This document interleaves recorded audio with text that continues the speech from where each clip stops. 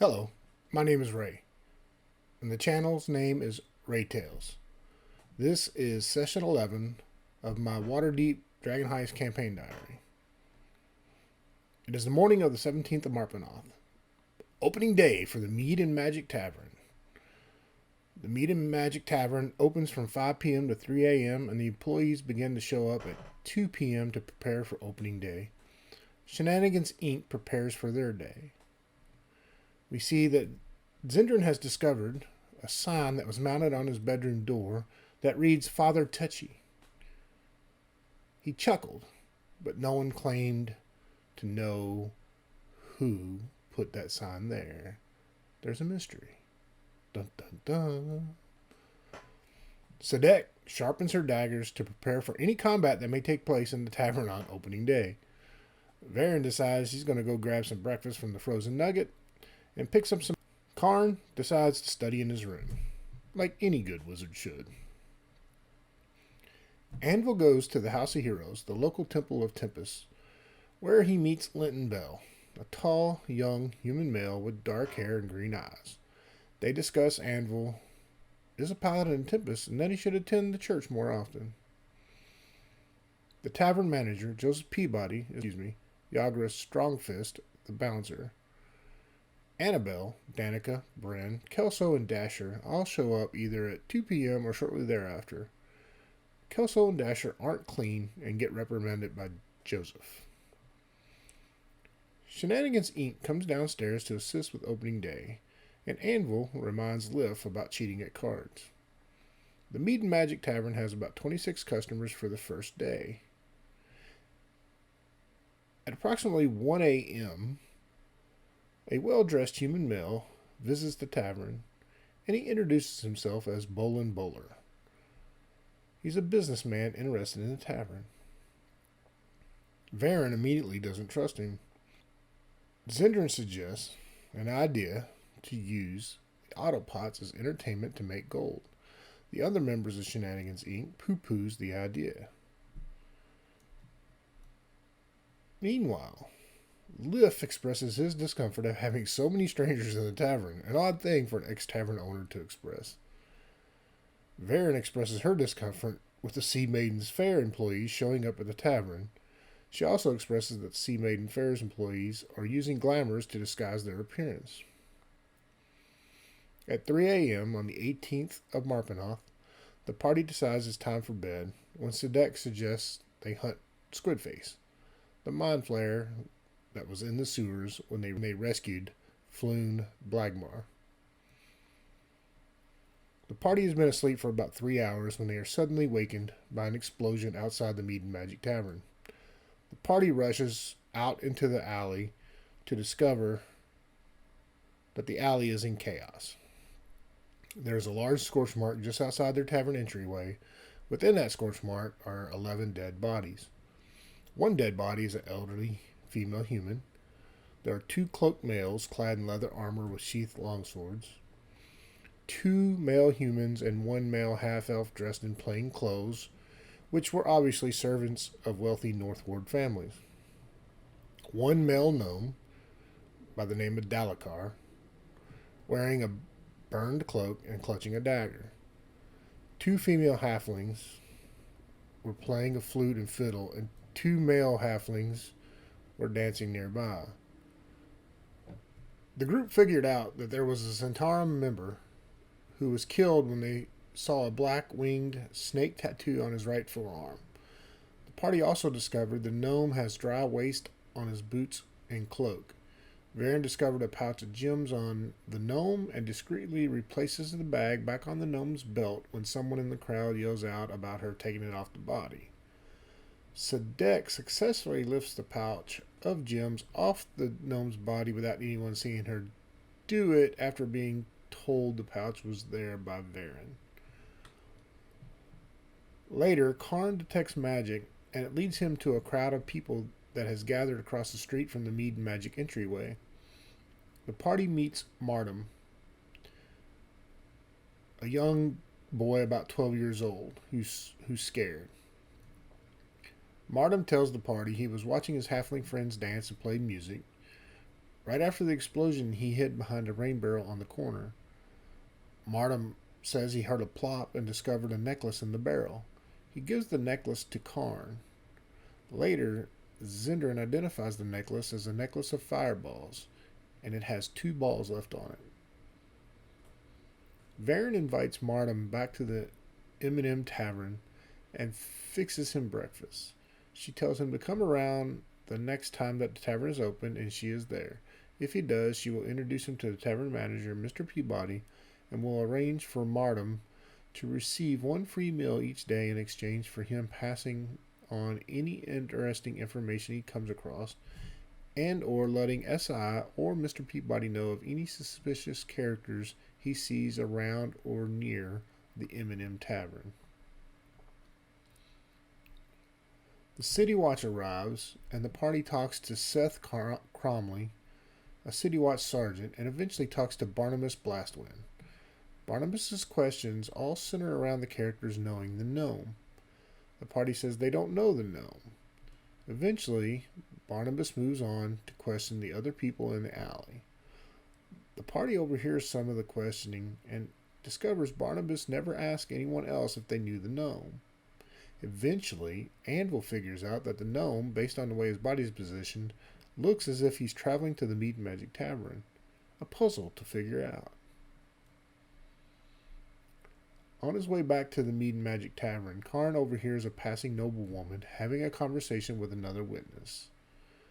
The noblewoman says, "I tell you, it was not a man, more like a puppet shaped like a man, a puppet without strings. It was on the rooftop. It hurled something into the crowd below that caused the explosion. I saw those halflings burned alive. I saw them." Sadek investigates the rooftop where the automaton was seen. She notes that the shingles are tile and a lot of them are damaged as if something heavy moved along them in a path going towards the apothecary. She follows the damage to the end of the trail, which goes off to another side street where she loses the trail. Sadek investigates the nearby sewer entrance near the Steam and Steel, where she sees gnome-sized footprints leaving it. The members who have been in Waterdeep for an extended period of time recall seeing similar automatons marching in the Day of Wonders parade sponsored by the local Temple of Gond, the House of the Inspired Hands. Shenanigan Inc. sends a note to Yagra to let her know that a Zentarum tattooed male human was killed in an explosion outside the M&M. Ask if she can find out and let SI know if this guy was a member of the legit or the criminal branch of the Zentarum. After much discussion about the pros and cons of keeping the necklace, the group decides to head over to Blackstaff Tower. SI conveys all the information that they have on the explosion incident to the Blackstaff, including that gained after the City Watch left, and that Barnabas is suspicious of SI. The group turns over the necklace to the Blackstaff. The Blackstaff asks if SI has gone to the Temple of Gond and asked questions or spoken with the dead victims yet. The group responds no. The Blackstaff agrees to pay for a casting of the Speak with Dead to talk to the victims. The group's appointment with the North Ward City Watch to speak with the dead is at 2 p.m. A long rest by the group, then they head to their 2 p.m. appointment. The cleric casts Speak with Dead on the gnome and the Zentarum member. Questions for the gnome were you headed near Troll Skull Alley? Answer: he was headed to see the adventurers who had saved Renar Neverember to deliver the stone to keep it safe. Question 2. Why? Answer: to deliver the stone to them. Question 3. Was he being chased? Answer: yes. Question 4. Who was the attacker? Answer: don't know.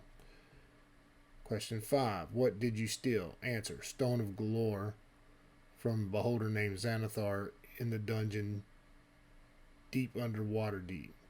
Questions for the Zentarum human male. Question 1. What did you see? Answer: fire all around.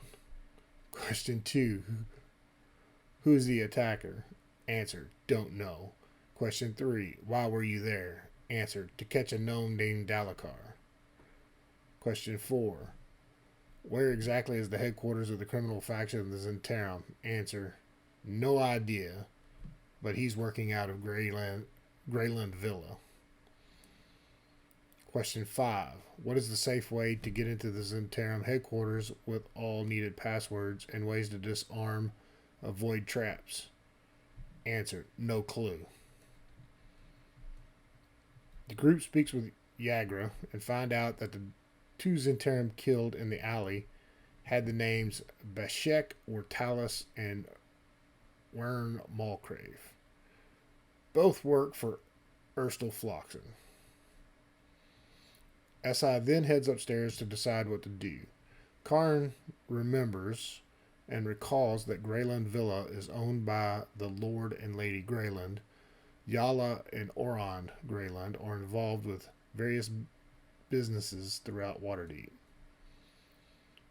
Varen does recall seeing a construct on board Zardoz's ship that is similar to the one the noble lady described.